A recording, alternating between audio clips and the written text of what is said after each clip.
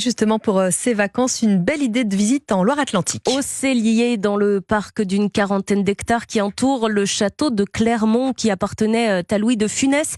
L'acteur y a vécu pendant 16 ans jusqu'à sa mort et les visiteurs qui le souhaitent peuvent toujours visiter la propriété. Pourtant, ce n'était pas gagné d'avance. Le reportage du correspondant d'Europe 1, Charles Guyard. Et Louis passait par là, et puis il longeait la Loire, descendait à beau rivage et allait à la pêche. Le fameux Louis que l'on imagine ici crapahuté dans la forêt, c'est Louis de Funès. Nous sommes dans le vaste parc de la dernière demeure de l'acteur qui est même enterré dans la commune. Il revenait sur ce même chemin et puis repartait au château. Si le château en question est aujourd'hui privé, les 40 hectares qui l'entourent ont bien failli connaître le même sort quand un acheteur s'est manifesté. Impensable pour l'association de Marilène Poul sur les traces de Louis de Funès. Si la transaction avait été à son terme, il est clair qu'aujourd'hui nous ne serions pas là. Face à la pression locale, la vente est annulée, le parc finalement préempté par la SAFER des Pays de la Loire. La société d'aménagement foncier et d'établissement rural doit maintenant lancer un appel à candidature auquel l'ONG, la WWF, devrait répondre. Le maire du Cellier, Philippe Morel, s'en félicite. C'est une bonne solution. Pour les avoir rencontrés, le but est de préserver, mais pas en faire un sanctuaire. C'est de pouvoir le laisser ouvert aux gens. C'est pour ça que je suis favorable à ce projet. Et la SAFER doit désormais élaborer un cahier des charges précis en lien avec le ministère de l'Agriculture.